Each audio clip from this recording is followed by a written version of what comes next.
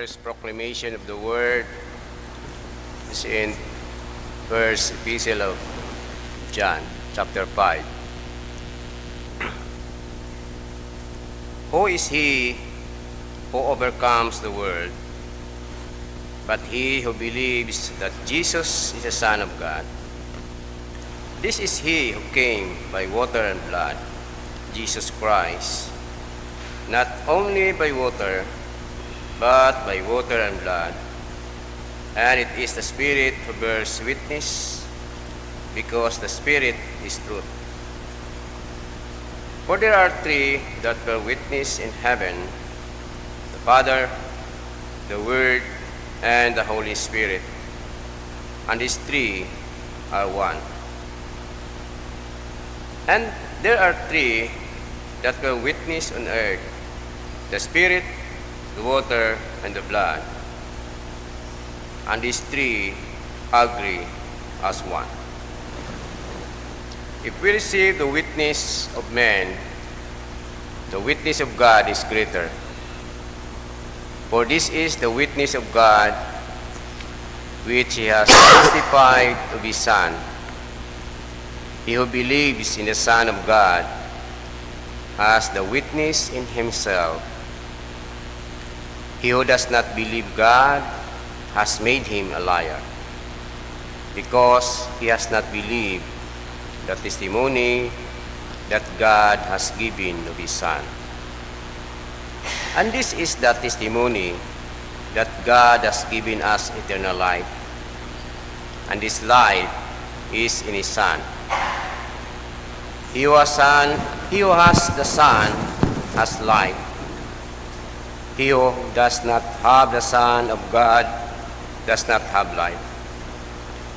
These things I have written to you who believe in the name of the Son of God, that you may know that you have eternal life, and that you may continue to believe in the name of the Son of God. The word of the Lord. Thanks be to God. Please stand. Our responsorial psalm, Psalm 147. And our response, praise the Lord, Jerusalem. Together, Praise the Lord, Jerusalem. Praise the Lord, O Jerusalem. Praise your God, O Zion. For he has strengthened the bars of your gates. He has blessed your children within you. Response, Praise the Lord, O Jerusalem. he makes peace in your borders and fills you with the finest wind. He sends out his command to the earth. His word runs very swiftly. Response, Praise the Lord, Jerusalem. he declares his word, his statutes, and his judgments to Israel. He has not dealt thus with any nation, and as for his judgments, they have not known them. Praise the Lord. Response, Praise the Lord, Jerusalem. glory be to the Father, and to the Son, and to the Holy Spirit. As it was in the beginning, is now, and ever shall be, world without end. Amen.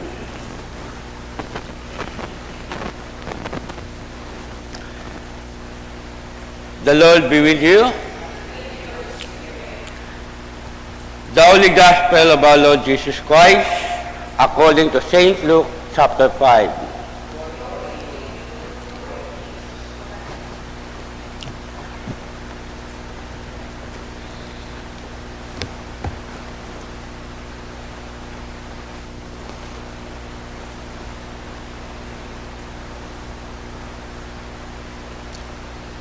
As it happened, he was a certain city, that behold, a man who was full of leprosy saw Jesus. And he fell on his face and implored him, saying, Lord, if you are willing, you can make me clean. Then he put out his hand and touched him, saying, I am willing, be cleansed. Immediately the leprosy left him. And he charged him to tell no one, but go and show yourself to the priest, and make an offering for your cleansing, as a testimony to them, just as Moses commanded. However, the report went around concerning him all the more, and great multitudes came together to hear, and to be healed by him of their infirmities. So he himself often withdrew into the wilderness and prayed. The Gospel of the Lord. Please be seated. Good morning. Sa aton nga Gospel sa St. Luke chapter 5 verse 12 to 16, na kung may isang kalaki naggapit kay Ginoong Hesus nga may sakit nga kitong. Ag sa imo naton nga ring kitong ay wagidit bugong hasta makaron. Pero makita naton lain nga lalaki nga may kitong, pagkakita na kay Jesus ay nagyapit ag imaw ag nagluhod. Na kung siin, nagahinyo imaw, nagipagtutuwa imaw nga, Lord, kung gusto mamanap, pamayra ako. Kung makita natin, sa ana nga kabuhi, unagig ka na ro, humble nga magyapit sa Diyos. Ang makita man natin, dahil sa nga kabuhit yak, lalaki nga may aro, sa pagkakita na kay Jesus, insigida tayagin nagyapit. Ag ampo sa Ginoo nga imaw pagamayron. Ag dahil sa rin nga butang, pagkakita ni Jesus nga rin tawol, anong tagipusoon, matinabuoson, ag may kahadlok sa Diyos.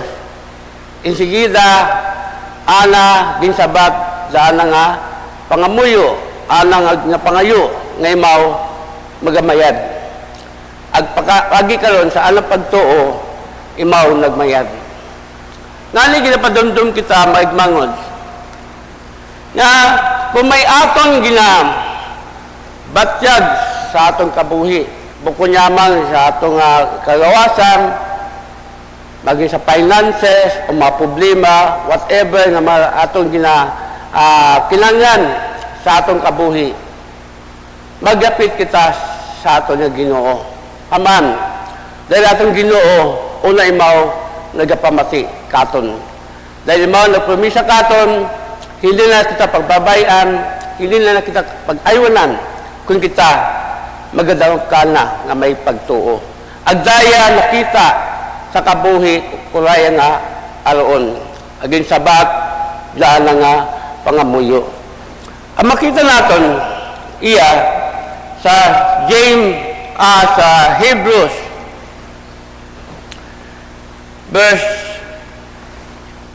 chapter 4 verse 16, habanana, kaya't huwag tayo mag-atubiling lumapit sa trono ng mahabaging Diyos upang makamtan natin ang kanyang habag at pagpapala na tutulong sa atin sa panahon ng ating pangangailangan. Makita natin na kung may aton kinanglan sa atong kabuhi, na hindi kita mag-atubiling magapit sa Diyos. Lapit talaga kita sa Diyos. Kalabanan ng mga tao, ay kung may andang ginabatyag, ay andang ginauna, may ilangan may ako mamanang kwa sa iya, no? Sige na garapit ng isanda sa andang gusto nang agtunan. Ibangali sa bularyo tayari. Pero, maigmangod, may isang katawa ko nga hasiran, agisugi malalas ng kabuhi. Na nagabot sa ng kabuhi nga may anang gilabatyag. Agdo yun hay. Wala na isipan nga Ginoo sa anang kabuhi magapamay ka na. Ano na yung ubra, imbes magapit sa Diyos, nagapit sa gagim sa bularyo. Abaw ka nga, matuon, pamayron ka nana. Pero, after 3 months o 4 months, bantayi. Ringi mo nga makong ginaambang, nagmayad ka, sobra pa magabalik mo, mas grabe pa yung matabo. Agdi yun, na-realize na, nagsubra pa ng masakit. Ano makon, kung hindi mo makon i-renounce doon, ay duwat tabok mo, lalo ka makon magkasakit. Ay, nag-isip yung mga madawon. Aba ko, ikaw mismo magkapamayad sa imo nga sarili. Kung nagatuka, kung nagasalig ka sa Diyos. Kung gatuka, nagasalig sa Diyos, mabato nimo ro kabuhi iwat kasapusan, do kumayan, alin sa ato nga Ginoo.